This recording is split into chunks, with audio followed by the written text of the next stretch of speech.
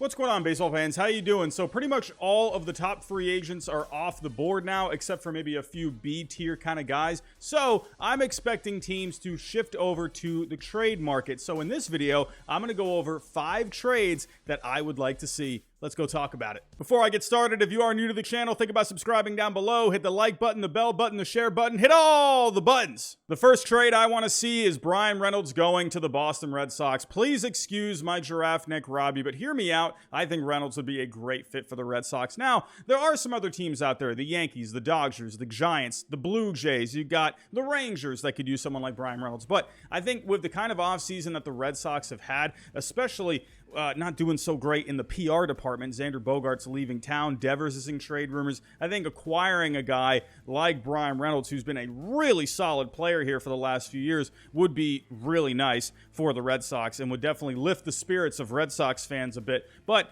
the one thing with Bryan Reynolds I do want to point out is I personally don't see him as a center fielder. Why? Because the numbers have not been good in center field with him over the last couple of years. -5 defensive runs saved in 2021, -14 defensive runs saved last year. However, in his career, he's always been pretty solid in left field. 7 defensive runs saved in left field in his career. So with the Red Sox, you can definitely do a couple of different things here. If you were to put him out in left field, well, that would mean you would have to shift some guys around. Now, one guy, obviously, that you would have to move would be Alex Verdugo.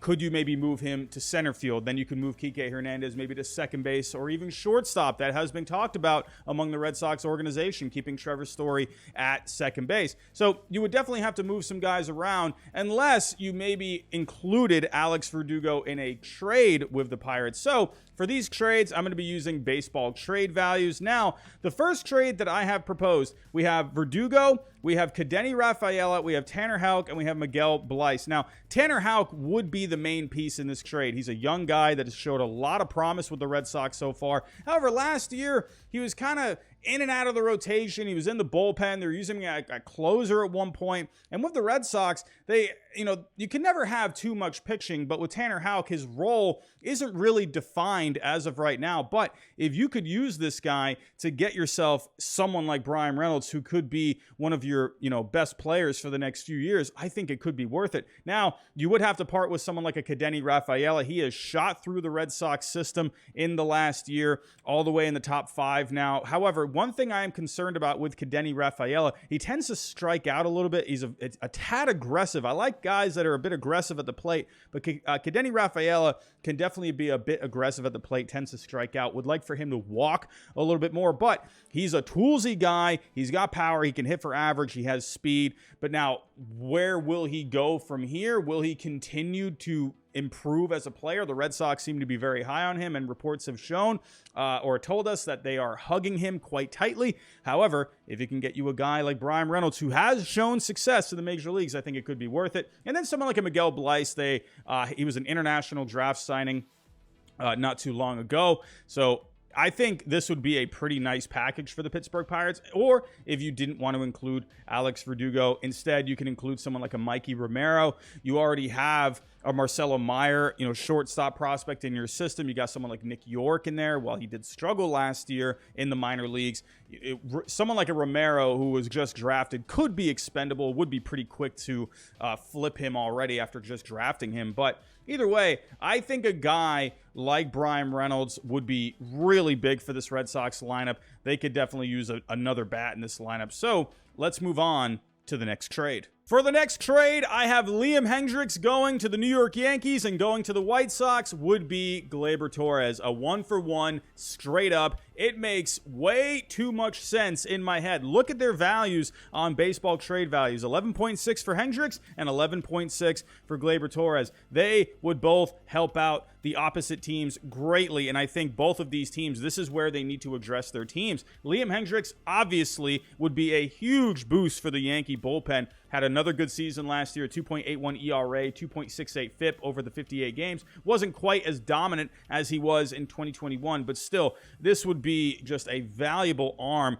for the bullpen for the Yankees. As of right now, the Yankees are projected to have the 13th best bullpen heading into the 2023 season. And as for the Chicago White Sox, right now they're projected to be 29th when it comes to second base. Gleyber Torres, he got a bit of his pop back last year, 24 home runs. The White Sox definitely could use a little bit more power in this lineup. I think this trade just makes way too much sense. Just a one-for-one deal. Pretty simple if you ask me. And another reason why I think this is okay for the Yankees is, don't forget, they still have DJ LeMahieu. He was limited to 125 games last year, had a toe injury, but reports are looking good for him right now. Should be ready for spring training. And he did hit pretty well last year. Hit 261 with a 357 on base. Sure, the power needs to come back up a little bit. Had a 377 slugging, only 12 home runs. But again, dealing with injuries last year, I think DJ LeMahieu is going to be fine moving forward. I think Gleyber Torres is expendable. In the next trade, I have the Tigers trading for Danny Jansen, and going back to the Blue Jays would be Gregory Soto and prospects Wilmer Flores and Peyton Graham. Danny Jansen, this is the guy out of the 3 catchers the Blue Jays have, I think it makes the most sense to trade him. You have Gabriel Moreno, but he's one of the top prospects in the game. Alejandro Kirk, maybe not quite too much of a catcher, more of a hitter, honestly. The guy just bashes. But out of all the 3, I think Danny Jansen makes the most sense to part with. You can have Gabriel Moreno as your long-term catcher, and then Alejandro Kirk can just be your designated hitter, play some catcher on some other days. Danny Jansen, he is worth right around $25 million on baseball trade values. So the package going back to the Blue Jays, hey, they could use another arm for this bullpen, I think. This was a weakness of theirs last year. Keep adding to this bullpen. And then they get a couple of prospects as well. You get a Wilmer Flores, who's the number 3 right now in the system for the Tigers. Had himself a pretty decent season over high A ball and double A last year. And Peyton Graham, this was someone they recently just drafted. But you do have someone like a Colt Keith. So another left side of the infield prospect in their system. So I think someone like a Peyton Graham could be expendable. I think for the Toronto Blue Jays, this would make a lot of sense. But I think for the Tigers, they need a little something at the catcher position. I think this is a good way for them to improve their team. Sure, they do have a Dylan Dingler down in the minor leagues, but he struggled against double-A pitching last year. Good defensive guy, but I think the hitting could be a concern for him down the road. How will he do against major league pitching? I don't know.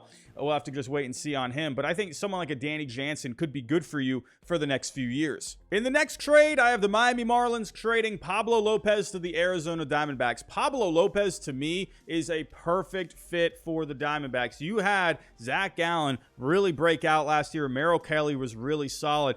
Add a guy like a Pablo Lopez, and you have a pretty decent 1 through 3 right there. And then you got a couple of young guys in Ryan Nelson, Dre Jameson. What do you do with Madison Bumgarner? I'm not quite sure. But Pablo Lopez would greatly improve this rotation for the Diamondbacks. Everyone's talking about the Dodgers, the Padres, the Giants.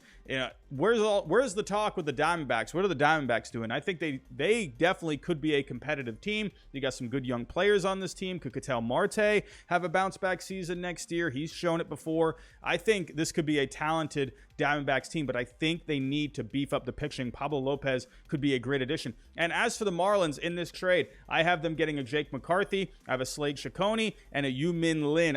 Jake McCarthy is obviously going to be leading the way in this package. They've been looking for bats. This could be a nice bat to add for the Miami Marlins lineup, where they continue to struggle with the offense. And then for the Marlins, you're also getting a couple of prospects, a Slade Ciccone, good fastball and a good slider. Had some decent numbers last year. As of right now, he is the number 11 prospect. And then you got Yu-Min Lin. He's got a pretty decent all-around repertoire. And in A-ball last year, he was pretty decent over 14 starts, had a 2.72 ERA. I think Pablo Lopez would be huge for the Diamondbacks, and then the Marlins, they get the bat that they've been looking for. And for the last trade, I have a 3-way trade between the Red Sox, Mets, and the Giants. And in this deal, I can't believe I'm even saying this. I don't want this to happen, but if there were to be a trade involving Rafael Devers, this would be the one I think I would want the most. Rafael Devers going to the San Francisco Giants, coming back to the Red Sox. You get a couple of pieces from the Giants and the Mets. From the Mets, you get Carlos Carrasco, you get a Mauricio, and you get Ramirez. And from the Giants, you get Casey Schmidt, third base prospect. And then for the Mets, they get Camilo Doval. I can't believe I'm even suggesting this trade for the Red Sox. I don't want this trade to happen. It goes completely against the title of this video. But again, if you were to trade Devers, which I think you should trade him, if you don't sign him to an extension, they should sign him to an extension. But if they're not going to, you got to trade him. So let's break this down. For the San Francisco Giants, they have had an awful, abysmal offseason. Sure, they've added a couple of pieces. You've added, Sean Manaea, Ross Stripling, but they have swung and missed twice now on impact bats. Well, Carlos Correa, if they were concerned over something with the medicals, I don't blame them for pulling out of a long-term deal, but they swung and missed on Aaron Judge. Here is the impact bat that they're looking for. It fits perfectly. They have an opening at third base. Devers would fit perfectly. Left-handed bat hitting bombs into the water in San Francisco. I think it would be a great fit for the San Francisco Giants, and it would give them the bopper that they've been looking for. Now, for the Mets, they have been connected with Liam Hendriks. However, if they're not able to get a deal done for Liam Hendriks, why not go for a young flamethrower in a Camilo Doval, beef up that bullpen even more? Could you imagine Edwin Diaz and Camilo Doval at the back of that bullpen? That would be absolutely nasty. And for the Red Sox, here is obviously the biggest package out of all three. You obviously are going to be getting a couple of pretty good prospects here. Let's start off with Alex Ramirez, toolsy guy in the Mets system. I think he's expendable at this point, especially if you're able to land yourself quite an arm like a Camilo Doval. You're also having to part with a Ronnie Mauricio. He hasn't quite flourished in the Mets system. He's very projection right now. He definitely could turn into something down the road, but I could see the Red Sox being very intrigued with him. He's got wiry power. He's got the tools, and if he could put it together, he could end up being a pretty good player. And then you get a solid player in a Casey Schmidt. He's been playing solid in the minors in the San Francisco Giants system. He could be the third base replacement for the Red Sox down the road. And then you also get a Carlos Carrasco. The Mets, the reports have shown or told us that Carlos Carrasco, they are open to trading him if the right package comes along. And for the Red Sox, they could use some starting pitching. So why not bring in a Carlos Carrasco to the system? If this isn't the package that gets it done, how about a different package? In this one, for the Mets, you're getting Duvall, and the Giants are still getting Devers. But in this deal, the Red Sox would be getting Brett Baty from the Mets, and then you got Dabovich as well. And then for the Mets, you're getting Pomeranz from the Giants system. So you could go a couple of different routes here. I think these three teams really do match up when it comes to a trade. Could the Red Sox and the Giants just do a trade amongst themselves? Sure, but I think the Mets, if they really wanted to beef up their bullpen a little bit more, they could get involved. They're in win now mode, so maybe giving up a couple of prospects wouldn't be the worst idea for the Mets right now. So let me know what you think down below in the comments. I only went over 5 different trades here. A couple of them had a couple of different options, but let me know your thoughts down below in the comments. What are some other trades that you would recommend? Tell me your thoughts on these. I already know I'm going to get some hate on some of these trades, but let me know your thoughts down below in the comments. But that's all I have for right now. Thanks for watching, and I'll talk to you next time.